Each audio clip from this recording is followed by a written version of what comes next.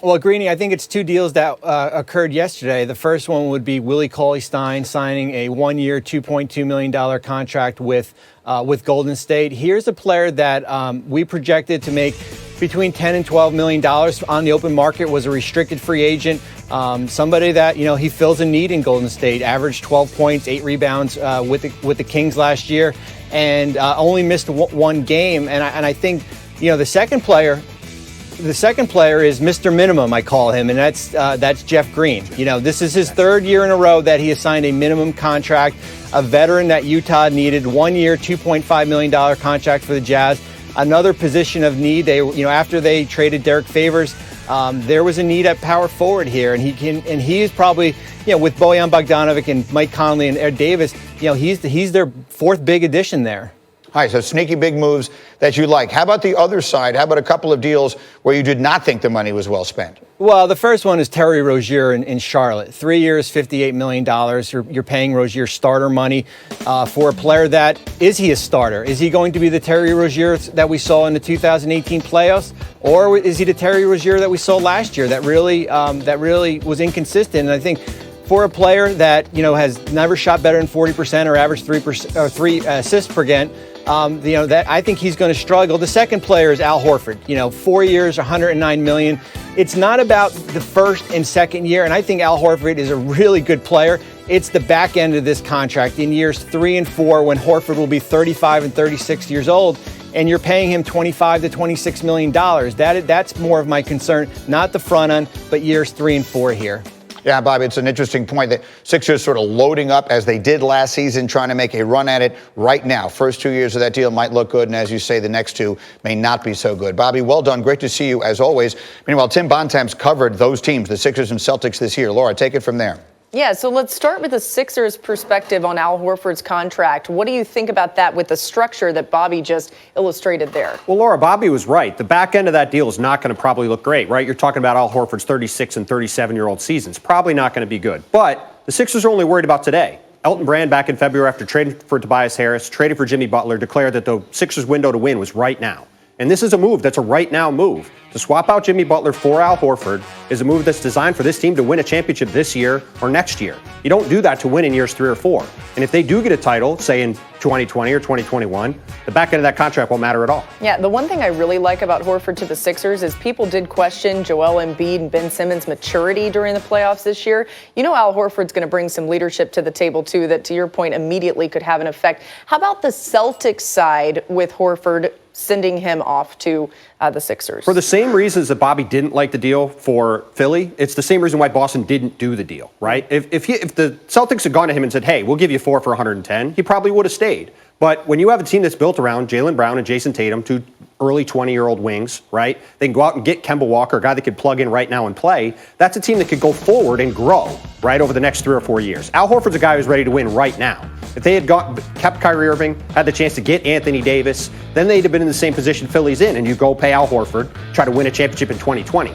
This is a team, while they're going to be competitive, they're not going to be that level of competitive. So I think for them, it made total sense to let Al go somewhere else and build around their younger guys. So Celtics this season versus last season, you think they're in a better spot with what they've done, the moves they've made? I don't think they're better overall from a talent perspective, but I think that the way this played out made sense for them. If they could have kept Kyrie Irving, they would have kept Al Horford. They would have gone and got Anthony Davis. Because Kyrie Irving was leaving, it didn't make sense to pay Al, and therefore getting Kemba Walker and plugging him in with these younger guys, having Gordon Hayward there, you can kind of grow forward with this group in a way they couldn't otherwise. All right, Greeny, what do you guys think? Well, I think there's a couple of different ways to look at this. Thank you with that. And RJ, I want to start on the notion of Gordon Hayward. If you look back when Paul George suffered a similar injury to the one Hayward had 2 years ago, it took him a full year to really recover from that. He came back and played, but he wasn't Paul George again for about a year. And then this past year, he was an MVP caliber player.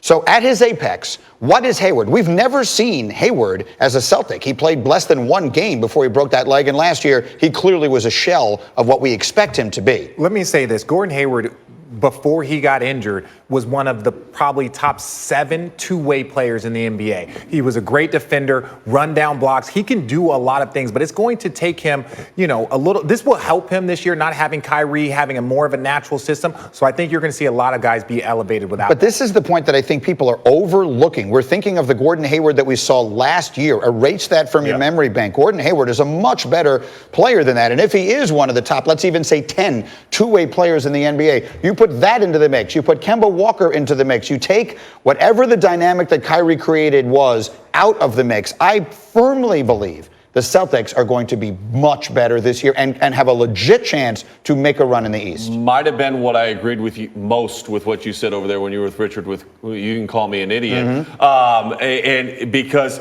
I think the chemistry is going to be a lot better. I think Gordon Hayward is going to, first of all, he's going to get more than 8 shots a game, which is going to help him offensively, okay? And defensively, if he's able to be close to the player he was in Utah, that's going to help. The other thing I love about the Kemba Walker deal is, and now without Al Horford, you're going to rely a little bit more on those younger components. And we're going to find out whether or not Jason Tatum is truly an all-star capable player. And I think that he is. Wow. And if he becomes that, then yeah, this team all of a sudden has very great depth on the wings, and it makes them that much more dangerous. Well, and also, if we're going to talk about Gordon Hayward and we're going to talk about Paul George, let's also kind of talk about Kevin Durant in the space of like, hey, look, he just tore his Achilles. Yeah. We saw how long it took Paul George. We saw how long it's taken Gordon Hayward to kind of recover. Kevin Durant's not going to be Kevin Durant when he comes back. He's going to be a very, very good player because he's going to have all of that skill set. But these types of injuries take a full year after you've been out for a year. Yeah, so the Eastern Conference to that point remains kind of open for someone to jump in there with Milwaukee, and we'll see if Toronto loses Kawhi Leonard. Then let me get to the Sixers here, because we were just talking about the acquisition and all the money they spent on Horford, and Bobby Marks was suggesting that was not money well spent. And I get his point. At the end of that deal, it may not look so good. But if they win a championship, it will have been well worth it. Can they do that? Not can they, because obviously they can. Will they do that in the next 2 years? They will not, and they cannot, right? Oh. They cannot. With this lineup, now, if they make a trade somewhere, but you lose your 2 best shooters, the 2 guys that you were running plays for late in the game, Ben Simmons and Joel Embiid do not complement each other. They are a very good team, but don't tell me this lineup, when we watch Kawhi, when we watch Steph, when we watch all of these guys that have dominated the postseason in the last 10 years, there is no one on the Philadelphia 76ers that have any of those components to their game, a KD, a LeBron James, a Steph Curry, or a Kawhi Leonard. And I completely agree with you. And one of the biggest reasons for why I agree with you is we talk about this team and we talk about how talented Joel Embiid is. That is true. He's immensely talented. How many games is he going to play?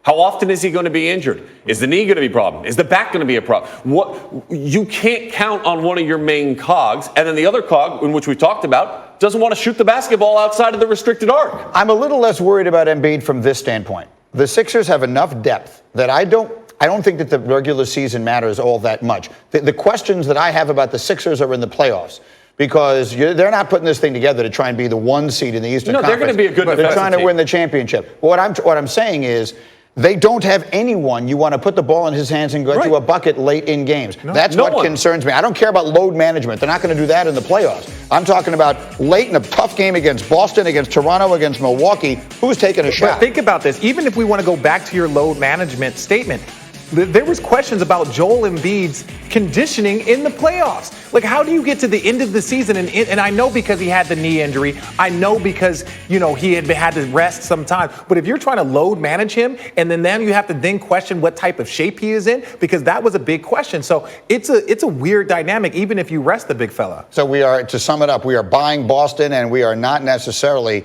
buying into Philadelphia. We'll continue this conversation and more as we go. But meanwhile, I want you to see this, Richard. This is the coach of the St. Louis Blues, Craig Berube. He brought the Stanley Cup to his tiny hometown of Calahoo, Alberta. Oh, look at this. And these are kids drinking orange juice. I drank out of the Stanley Cup before. Okay, but rotate the cup. No, they're rotate the cup. First of all, you got kids. They're all sick. If one of those kids gets sick, they all get sick anyway. Wait a minute. No. I'm not letting my Hold kid on, do hold that. on, hold on. Rotate the cup. Wait, can we not bury the lead here? Did you just say you have drank out of the Stanley Cup? I don't think we were drinking the same liquid, though. I think we were drinking a different substance. When did you have occasion to drink out of the Stanley Cup? When the Devils won it in 2001. You were playing in New Jersey. I was playing in New Jersey. They brought the cup. I might have seen him at Pangea or Marquee. Marquee wasn't open yet. I think it was Pangea or Lotus. We went out for a good night. Those hockey boys can put a few away. Oh, you think? They can put a few away. It was hard to keep up there. Breaking news: the hockey players like their beer. I held down the basketball crew, guys. Don't worry. All right, very well done. No, the Stanley Cup. I thought you're not even allowed to touch it if you've never won. They wouldn't. They did it for me. They held it. The same way. Same thing with the kids. All right, much more Get Up as we continue. The Pelicans are trending up largely because of that guy, but will they make the playoffs next season? Farnham's got predictions. And who is calling the shots in Lakerland? Stupid question. It's obviously LeBron. We will prove that coming up. Get Up on ESPN2.